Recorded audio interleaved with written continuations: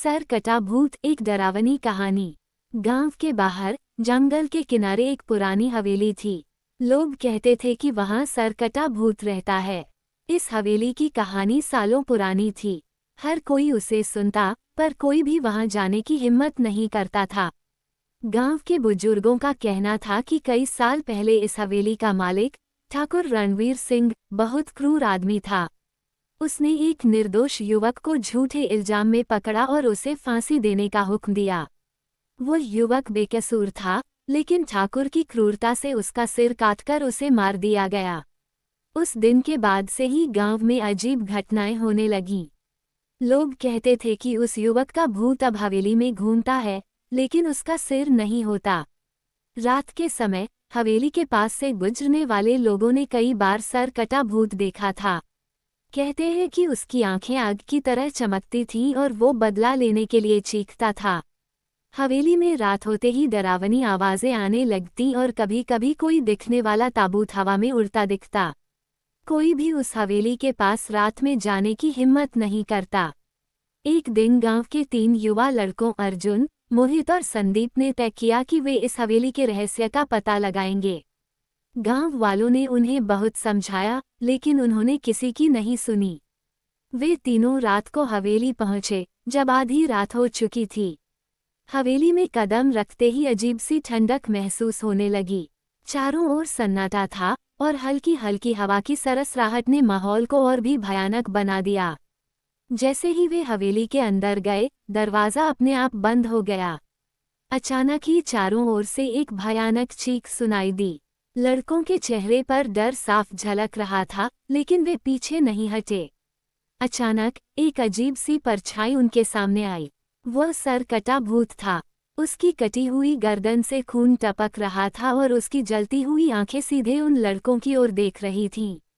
अर्जुन ने साहस करके उससे पूछा, तुम कौन हो और हमसे क्या चाहते हो? भूत की आवाज भारी और डरावनी थी। उसने कहा, मैं उस निर्दोष युवक की आत्मा हूँ जिसे ठाकुर ने मारा था। मैं अपने सिर की खोज में हूँ।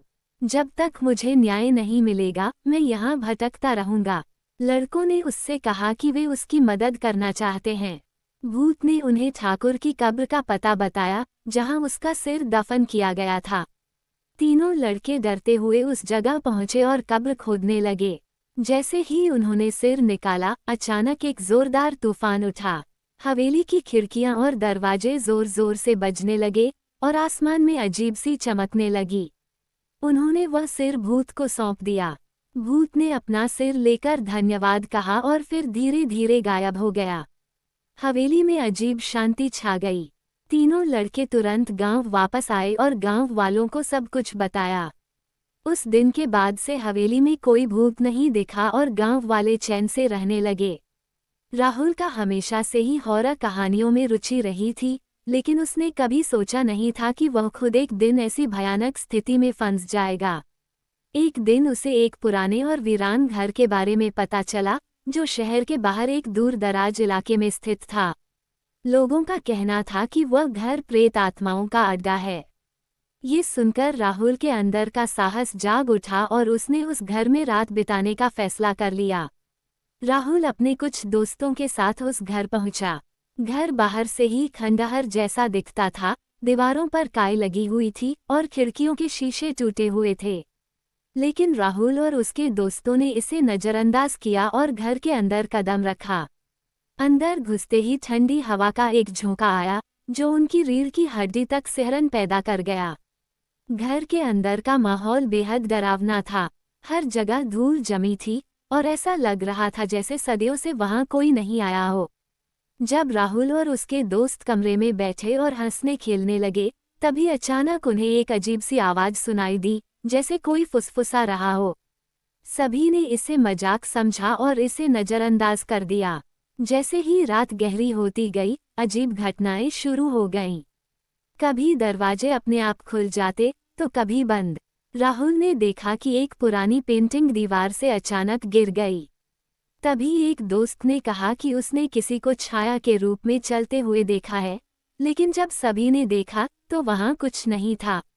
धीरे धीरे सभी को एहसास होने लगा कि घर में कुछ ठीक नहीं है। राहुल का दिल जोर जोर से धड़कने लगा, लेकिन वो खुद को शांत रखने की कोशिश कर रहा था। तभी अचानक घर के एक कोने से एक भयानक चीख सुनाई दी। सभी डर के मारे चिल्ला उठे और भागने लगे। जब राहुल और उसके दोस्त घर से बाहर निकले तो उन्हें एहसास हुआ कि उन्होंने एक ऐसी गलती की है जो उन्हें कभी नहीं करनी चाहिए थी। उस घर में प्रेत आत्माएं सचमुच थीं और वे अब उन्हें कभी नहीं भूल पाएंगे। बम बम काशी चैनल को सब्सक्राइब कर दीजिए, हॉरर स्टोरी को ऐसे अच्छे अच्छे वीडियो लाते रहेंगे। मसान पंडा की कहानी। ये कहानी उत्तर प्रदेश के एक छोटे से गांव की है, जहां एक पुराने शमशान घाट के पास एक बूढ़ा पंडा रहता था। लोग उसे मसान पंडा के नाम से जानते थे। उसकी उम्र करीब 70 साल थी, लेकिन उसकी आंखों में एक अजीब सी चमक थी। गांव के लोग उसे अजीब मानते थे और उससे दूर रहने की कोशिश करते थे। पंडा का काम था शमशान घाट पर आने वाले मृतकों का अंतिम संस्कार करवाना और उनके परिवारजनों से दान दक्षिणा लेना। लेकिन पंडा के बारे में एक अजीब बात थी, वो केवल रात के समय ही शमशान घाट पर आता था, दिन में वह कहीं दिखाई नहीं देता था। गांव में कई कहानियां थीं कि पंडा को भूतों और प्रेतों से बात करने की शक्ति प्राप्त थी। कई लोग कहते थे कि पंडा के साथ अजीब घटनाएं होती थीं, जैसे कि उसे मृतकों के साथ बातें करते देखा गया था और शमशान घाट पर जाने वाले लोगों को रात के समय पंडा के डरावने चेहरे के दर्शन होते थे। एक रात गांव के कुछ युवक हिम्मत करके शमशान घाट पर गए। उन्होंने देखा कि पंडा एक जलती हुई चिता के पास बैठा कुछ मंत्र पढ़ रहा था। जैसे ही वह पंडा के पास पहुंचे, उन्होंने देखा कि उसके चारों ओर अजीब सी परछाइयां घूम रही थीं। पंडा ने अचानक उनकी ओर देखा और उसकी आंखों में एक भयानक चमक थी। युवकों को पंडा की आंखों में कुछ ऐसा दिखाई दिया कि वे वहीं जड़ हो गए। उन्होंने देखा कि पंडा की आंखों में कई आत्माएं कैद थीं, जो मदद के लिए चीख रही थीं। पंडा ने जोर से हंसना शुरू कर दिया और उसकी हंसी शमशान घाट के चारों ओर गूंजने लगी। युवक डर से कांपने लगे और बिना कुछ बोले वहां से भाग निकले। उसके बाद गांव में कोई भी व्यक्ति रात को शमशान घाट के पास जाने की हिम्मत नहीं करता था। लोगों का मानना था कि पंडा एक शापित आत्मा है जो मृतकों की आत्माओं को अपनी आंखों में कैद कर लेता है। उस रात के बाद से गांव में कई अजीब घटनाएं होने लगीं। लोगों ने रात को पंडा के डरावने हंसी की आवाजें सुनी और कुछ लोग तो ये भी कहते थे कि उन्होंने पंडा की आत्मा को शमशान घाट के पास घूमते हुए देखा है। समय के साथ पंडा की कहानी एक मिथक बन गई, लेकिन गांव के लोग आज भी रात के समय शमशान घाट के पास जाने से डरते हैं। उनका मानना है कि मसान पंडा आज भी वहां रहता है, मृतकों की आत्माओं को अपनी आंखों में कैद करने के लिए। बम बम कैसे चैनल को सब्सक्राइब कीजिए, ऐसे ही अच्छे अच्छे वीडियो लाते रहेंगे।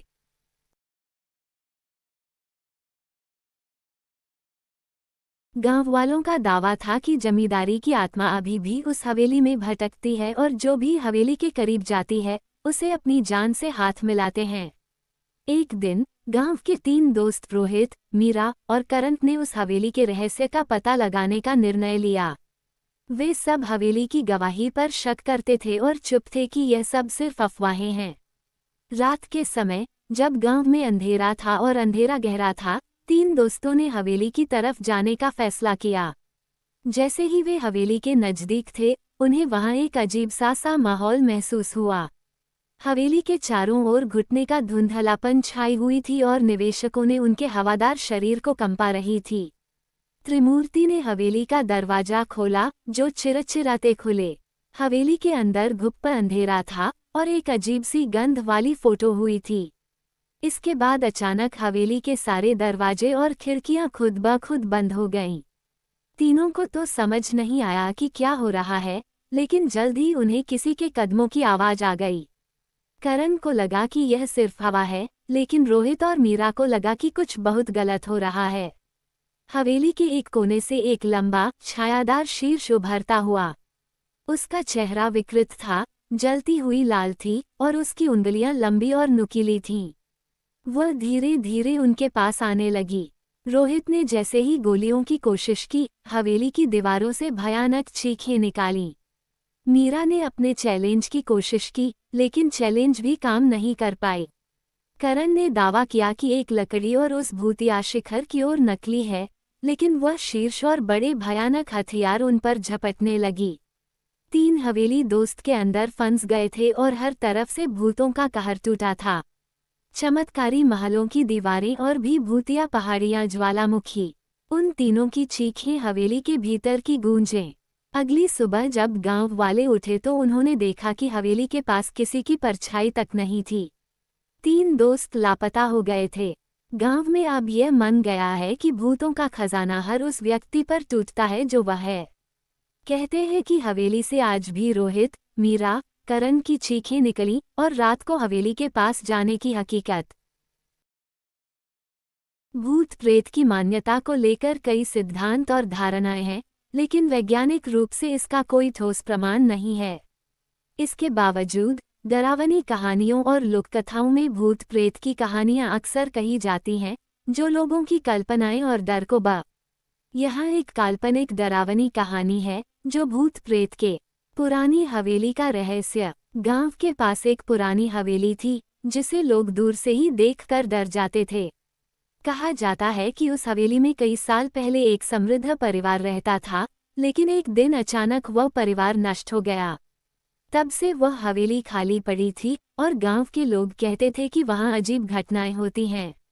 हवेली के पास से घूमते हुए लोग रात में चिल्लाए और कदमों की आवाजें सुनी। रवि, एक जिज्ञासु छात्र, इन कहानियों पर विश्वास नहीं करता था। वह अपने दोस्तों के साथ उस हवेली में जाने का फैसला करती है। एक रात वे सभी एक साथ वहां जाते हैं। हवेली के अंदरूनी कदम ही उन्हें वहां का राक्षसी भारी और अजीब लग रहे थे। हवेली के दरवाजे खुद ब खुद बंद हो गए और अजीब सी ठंडक महसूस होने लगी। हवेली के अंदरूनी हिस्सों में पुरानी मूर्तियां बिखरी हुई थीं, दीवारों पर अजीबोगरीब निशान थे और हवा में अजीब सी फुसफुसाते हुए दिखाई दे रही थी। रवि और उसके दोस्तों ने इसे ऑफलाइन कर दिया और आगे बढ़ा दिया। जैसे वे हवेली की दूसरी मंजिल पर, उन्हें लगा कि कोई परछाई उनके पीछे चल रही है। रवि ने साहसिक कार्य करके मुड़कर देखा तो एक धुंधली आकृति दिखाई दी। उसका प्यार लाल था और वह धीरे धीरे अपनी ओर बढ़ रही थी। उसके साथ ही हवेली के कोने कोने से चिल्लाते हुए कहा गया। रवि और उसका दोस्त डर के मारे गए, लेकिन हर दरवाजा बंद हो गया। आखिरकार जब वे हवेली से बाहर निकले तो उनमें से एक दोस्त की तबीयत अचानक खराब हो गई। गांव के बुजुर्गों ने बताया कि हवेली में रहने वाली आत्माएं अब उनके पीछे रह गई हैं। ऐसा कहा जाता है कि वो उन मूर्तियों का निवास स्थान बन गया था, जो कभी उस घर में रहने वाले परिवार के सदस्य थे। रवि ने अंत में हवेली के पास बने मंदिर में साधुओं की मदद ली और लंबी पूजा और प्रार्थना के बाद ही वे आत्माएं शांत हो गईं। लेकिन वह रात और हवेली का रहस्य हमेशा के लिए। ये कहानी एक काल्पनिक डरावनी कहानी है, जो डर और रहस्यों से भरी है। भूत प्रेत से जुड़ी ऐसी कहानियां, जिन्हें लोग काल्पनिक मानते हैं, लेकिन भूत प्रेत का काम करते हैं और भूत प्रेत की कहानियों का हिस्सा हैं, हकीकत में भूत प्रेत का कोई नहीं। ये कहानी महाराष्ट्र के एक छोटे से गांव की है, जहां एक प्राचीन और वीरान सड़क भटकते रोक के नाम से जानी जाती है। गांव के बुजुर्गों के अनुसार इस सड़क पर कई अनहोनी घटनाएं हो चुकी हैं, जो इसे भूतिया बनाती हैं। रात के समय लोग इस रास्ते से गुजरने से कतराते हैं, क्योंकि यहाँ से गुजरते समय कई लोगों ने अजीब और डरावने अनुभव किए हैं। कहानी की शुरुआत कई साल पहले इस सड़क पर एक ट्रक ड्राइवर की भयानक मौत हुई थी। उस रात वह भारी बारिश में तेजी से गाड़ी चला रहा था। अचानक उसकी गाड़ी का संतुलन बिगड़ गया और वह एक बड़े पेड़ से टकरा गया। घटनास्थल पर ही उसकी मौत हो गई। गांव वालों का मानना है कि उसके बाद से ही उस सड़क पर अजीब घटनाएं शुरू हो गईं। डरावने अनुभव कुछ सालों बाद एक रात 2 दोस्त अमित और रोहित बाइक पर उसी सड़क से गुजर रहे थे। रात का समय था और चारों ओर सन्नाटा था। अचानक उन्हें लगा कि किसी ने पीछे से बाइक का हैंडल पकड़ लिया है। पहले तो उन्होंने इसे नज़रअंदाज किया, लेकिन जब बाइक की स्पीड धीमी हो गई और पीछे देखने पर कोई दिखाई नहीं दिया, तो उनका दिल तेजी से धड़कने लगा। थोड़ी दूर जाने पर उन्हें सड़क के किनारे सफ़ेद साड़ी पहने एक महिला खड़ी दिखाई दी। जैसे ही वे उसके पास पहुंचे, महिला ने हाथ हिलाया। डर के मारे उन्होंने बाइक की रफ्तार बढ़ा दी, लेकिन कुछ ही देर में बाइक बंद हो गई। घबराते हुए उन्होंने देखा कि वो महिला उनकी तरफ बढ़ रही है। जैसे ही वह उनके पास पहुंची, वह अचानक गायब हो गई। दोनों दोस्तों ने किसी तरह बाइक स्टार्ट की और गांव वापस लौट आए। गांव वालों का विश्वास। गांव के लोग मानते हैं कि उस ट्रक ड्राइवर की आत्मा अभी भी उस सड़क पर भटकती है और लोगों को परेशान करती है। कई लोगों ने रात में उस सड़क पर अजीब चीजें देखी हैं, जैसे बिना सिर वाले व्यक्ति, अचानक चलती गाड़ियां रुक जाना और रहस्यमय आवाजें सुनाई देना। इस घटना के बाद से ही लोग रात के समय उस रास्ते से अकेले जाने से बचते हैं। भटकते रो आज भी रहस्य और डर का प्रतीक बनी हुई है। ये कहानी गांव के लोगों की मान्यताओं और अनुभवों पर आधारित है। कुछ लोग इसे सच मानते हैं, तो कुछ अंधविश्वास। लेकिन भूत प्रेत की कहानियां सदियों से हमारी संस्कृति का हिस्सा रही हैं, जो हमें अनजान और अदृश्य शक्तियों के प्रति सचेत करती हैं। मंजरी डायन और 4 दोस्तों की कहानी।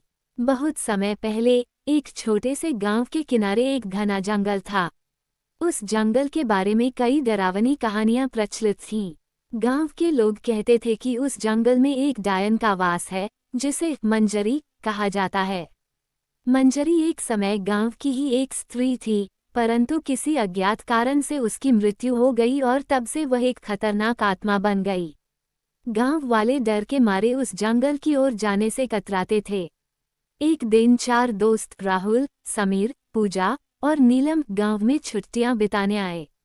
वे शहर से थे और उन्हें इन डरावनी कहानियों पर बिल्कुल भी विश्वास नहीं था। एक रात गांव वालों से मंजरी की कहानी सुनने के बाद वे जंगल की सच्चाई जानने के लिए उत्सुक हो गए। राहुल ने सुझाव दिया, क्यों न हम उस जंगल में जाएं और खुद देखें कि ये डायन की कहानियां सच हैं या बस मनगढ़ंत। शुरुआत में पूजा और नीलम थोड़ी डरी, पर अंततः चारों ने मिलकर जंगल में जाने का फैसला किया। रात का समय चुना गया ताकि माहौल और रोमांचक लगे। आधी रात के करीब वे चारों एक टॉर्च और कुछ खाने पीने की चीजें लेकर जंगल की ओर निकल पड़े। जंगल के भीतर घुसते ही हवा अचानक ठंडी हो गई। पेड़ों की शाखाएं उनके ऊपर लहराने लगीं, जैसे किसी अदृश्य शक्ति ने उन्हें पकड़ लिया हो। चारों ने आपस में मजाक किया कि शायद ये सब उनकी कल्पना का खेल है। पर धीरे धीरे जंगल की भयावहता स्पष्ट होने लगी। पेड़ों की छाया से अजीब अजीब आकृतियां उभरने लगीं और दूर कहीं उल्लू की डरावनी आवाजें गूंजने लगीं। थोड़ी देर चलने के बाद नीलम ने एक पुराना, टूटा फूटा घर देखा, जो जंगल के बीचों बीच खड़ा था। शायद ये मंजरी का घर है, उसने कांपते हुए कहा। लेकिन राहुल और समीर ने उसे हिम्मत दिलाई और कहा, डरने की क्या बात है, ये सब बस पुरानी कहानियां हैं। चलो अंदर चलते हैं। घर के अंदर घुसते ही ठंड और बढ़ गई, जैसे वहां की हवा में कुछ बहुत बुरा था। फर्श पर धूल की मोटी परत थी, लेकिन वहां पैरों के निशान साफ साफ दिखाई दे रहे थे, जैसे कोई अभी अभी वहां से गुजरा हो। पूजा को अजीब सा महसूस हुआ और उसने जाने की बात कही, पर बाकी तीनों ने उसे आश्वस्त किया कि कुछ नहीं होगा। तभी अचानक घर के एक कोने से एक भयंकर चीख सुनाई दी। चारों चौंककर उस ओर दौड़े। एक क्षण के लिए वहां अंधकार के बीच कुछ हिलता डुलता दिखाई दिया। अचानक एक साया उनके सामने आया, जिसकी आंखें लाल जल रही थीं और लंबे, बिखरे हुए बाल थे। यह मंजरी थी। उसकी भयानक हंसी ने सबके दिलों में खौफ भर दिया। नीलम सबसे पहले भागी, उसके पीछे पूजा और समीर भी भागने लगे। पर राहुल को मंजरी ने अपनी जादुई शक्तियों से रोक लिया। वह चीखने लगा, पर उसकी आवाज जंगल के अंधेरे में खो गई। मंजरी ने उसे उठाकर हवा में घुमाया और जमीन पर फेंक दिया। बाकी दोस्तों ने मुड़कर देखा, तो मंजरी राहुल के चारों ओर घूम रही थी। वे उसे बचाने की कोशिश कर रहे थे, पर मंजरी की शक्ति के आगे वे बेबस थे। समीर ने एक पत्थर उठाकर मंजरी पर फेंका, लेकिन पत्थर उसे छूते ही राख में बदल गया। मंजरी हंसी और समीर की ओर बढ़ी। तभी पूजा ने अपनी जेब से मंदिर का दिया हुआ पवित्र ताबीज निकाला और मंजरी की ओर फेंक दिया। ताबीज मंजरी के शरीर से टकराया और उसकी चीखें आसमान तक गूंज उठीं। मंजरी ने अपना चेहरा पकड़ा और धीरे धीरे अदृश्य हो गई। राहुल जमीन पर गिर पड़ा, उसकी सांसें चल रही थीं, पर वह बेहोश था। दोस्तों ने उसे उठाया और गांव की ओर भागे। गांव वापस लौटने के बाद उन्होंने गांव वालों को सब कुछ बताया। गांव के बुजुर्गों ने कहा, तुमने मंजरी को कुछ समय के लिए हराया है, लेकिन वह फिर वापस आएगी। अब तुम इस जंगल के पास कभी मत जाना। चारों दोस्तों ने उस दिन के बाद कभी जंगल की ओर कदम नहीं रखा। राहुल को भी धीरे धीरे होश आ गया, लेकिन वह घटना उसकी जिंदगी भर की सबसे भयानक याद बनकर रह गई। बम बम काशी चैनल को सब्सक्राइब कर दीजिए दोस्तों। मेरे भाइयों, आपका आभार प्रकट करता हूं और हमेशा आप सबके लिए अच्छे अच्छे कहानी वीडियो लाते रहेंगे। समाप्त। गांव के बाहर एक पुरानी हवेली खंडहर बन चुकी थी, जिसे लोग आंधी हवेली के नाम से जानते थे। इस हवेली के बारे में अनेक कहानियां मशहूर थीं, लेकिन सबसे डरावनी थी चरित्रहीन आंधी चुड़ैल की। कहा जाता था कि हर बरसात में जब आंधी चलती, उस वक्त एक चुड़ैल वहां आती और उसका कोहराम गांव में फैल जाता। उसका नाम था रुखसाना, जो कभी इस गांव की सबसे सुंदर और सम्मानित महिला थी। परंतु उसके साथ हुई एक घटना ने उसकी पूरी जिंदगी बदल दी। रुखसाना का विवाह गांव के जमींदार के बेटे से हुआ था। वो एक सम्मानित और सच्ची महिला थी, लेकिन कुछ लोगों ने उस पर चरित्रहीन होने का झूठा आरोप लगाया। इस कलंक ने उसकी जिंदगी को नर्क बना दिया। बदनामी के डर से उसके पति ने उसे हवेली में कैद कर दिया। बेगुनाही की पुकार सुनने वाला कोई न था। उसने हवेली में ही दम तोड़ दिया और वहीं उसकी आत्मा भटकने लगी। मरने के बाद रुखसाना की आत्मा ने चुड़ैल का रूप धारण कर लिया। जब भी गांव में तेज आंधी आती, उसकी कर्कश हंसी हवाओं में गूंजती। आंधी के साथ उसकी परछाई गांव के हर घर में दस्तक देती। लोग दरवाजे खिड़कियां बंद कर लेते, पर कुछ न कुछ अनहोनी जरूर हो जाती। एक दिन गांव के 3 दोस्तों ने इस चुड़ैल के रहस्य को जानने की ठानी। वे आधी रात को उस हवेली में जाने का फैसला करते हैं। हवेली के पास पहुंचते ही अचानक तेज आंधी चलने लगती है और दरवाजे खुद ब खुद खुल जाते हैं। हवेली के अंदर घुसते ही चारों तरफ भयानक सन्नाटा छा जाता है। उनकी टॉर्च की रोशनी कमजोर होने लगती है और तभी वे देखते हैं एक सफ़ेद साड़ी में लिपटी औरत, जिसका चेहरा डरावना और आंखें लाल थी। वो औरत उनकी तरफ धीरे धीरे बढ़ने लगती है। लड़कों के पैर जड़ हो जाते हैं। तभी एक दोस्त हिम्मत करके उसके सामने खड़ा हो जाता है और पूछता है, तू कौन है? क्या चाहती है? चुड़ैल चुपचाप उसकी तरफ देखती रही और फिर एक जोरदार हंसी के साथ बोली, मैं वो हूँ जिसे चरित्रहीन कहा गया, जिसे समाज ने जीते जी मार दिया।